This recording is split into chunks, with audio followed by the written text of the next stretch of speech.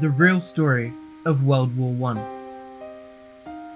Britain's declaration of war on Germany on 4th of August 1914 confirmed the outbreak of the Great War, as it was known at the time.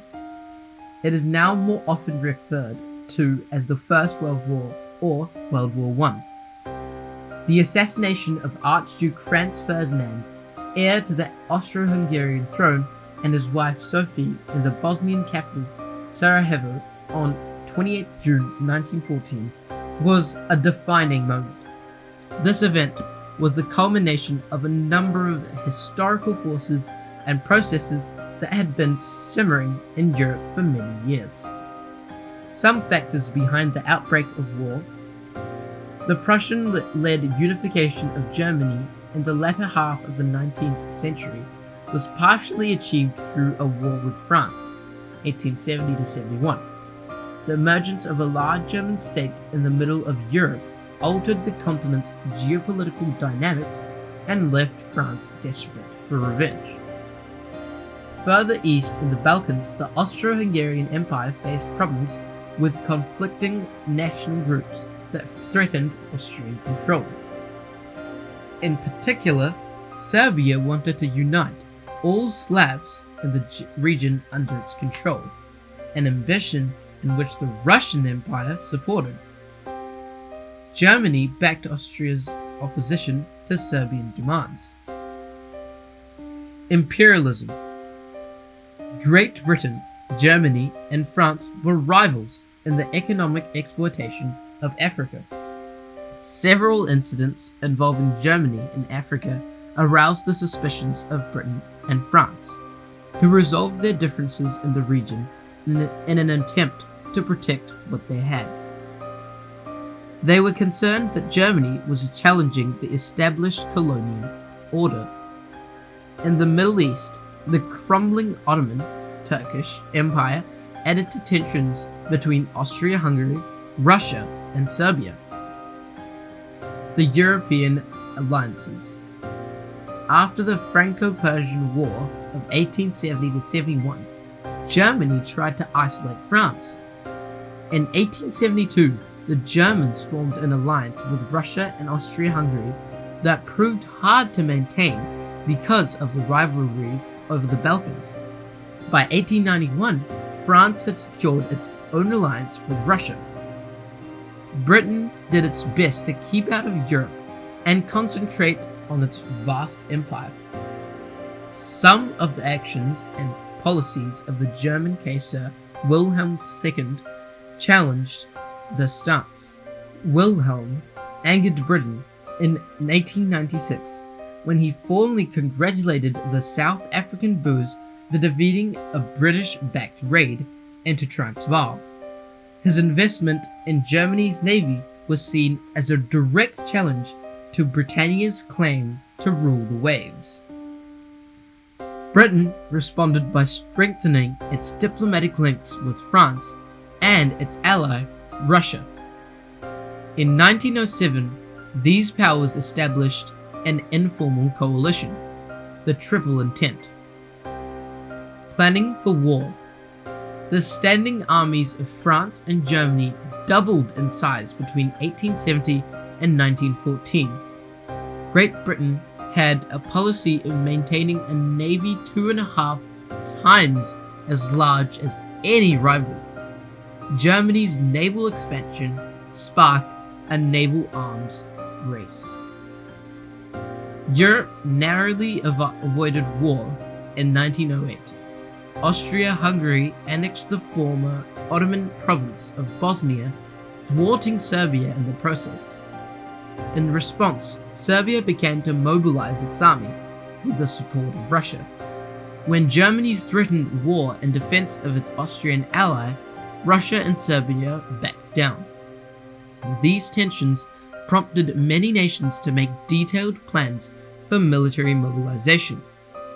For Germany, any plan had to consider the possibility of a war on two fronts, so its scheme involved crushing one rival quickly.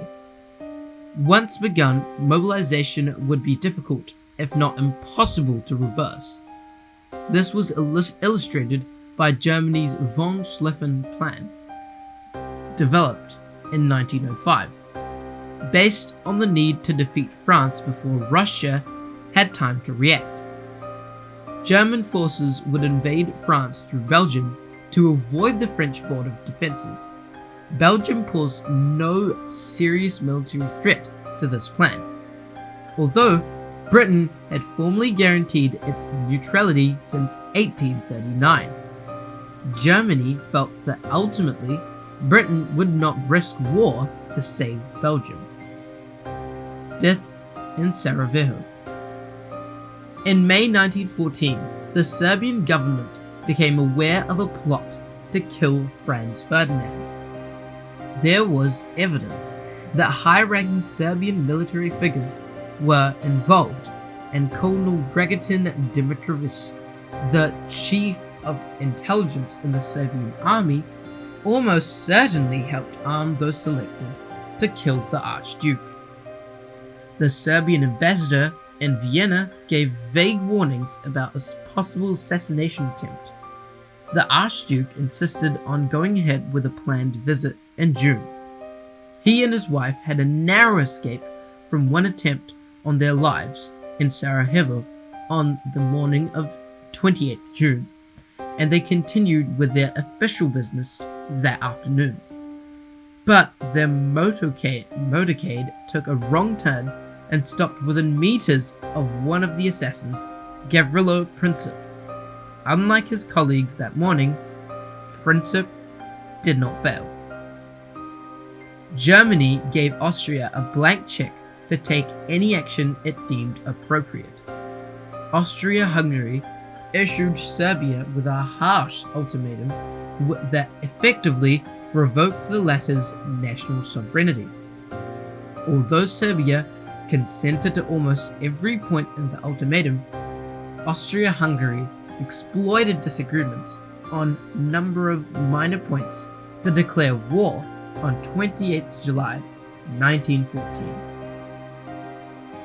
Like falling dominoes. Next day, Russia ordered a partial mobilization against Austria-Hungary. Germany responded by threatening Russia with war if it did not stop this process. France reacted to the prospect of a Russo-German war by mobilizing its own forces. Germany declared war on Russia on 1st August and on France 2 days later. When the von Schlieffen Plan was activated, the invasion of Belgium prompted Britain to declare war on Germany on 4th of August. The First World War had begun. The Declaration of War. On the other side of the world, Wellington received word of Britain's declaration of war on 5th August. The governor, Lord Liverpool, announced the news from the steps of Parliament to a crowd of more than 12,000 people. New Zealanders regarded themselves as British and Britain as home. So there was little hesitation in supporting the mother country in its moment of crisis. New Zealanders' emotional response to the outbreak of war reflected the Dominion's close ties with Great Britain. Germany's invasion of Belgium, another small country, struck a chord with many. The militaristic atmosphere of the time contributed to the enthusiasm with which most New Zealanders entered the war. Hope you liked this video. If yes, then like the video and subscribe to the channel, and don't forget to press the button given below.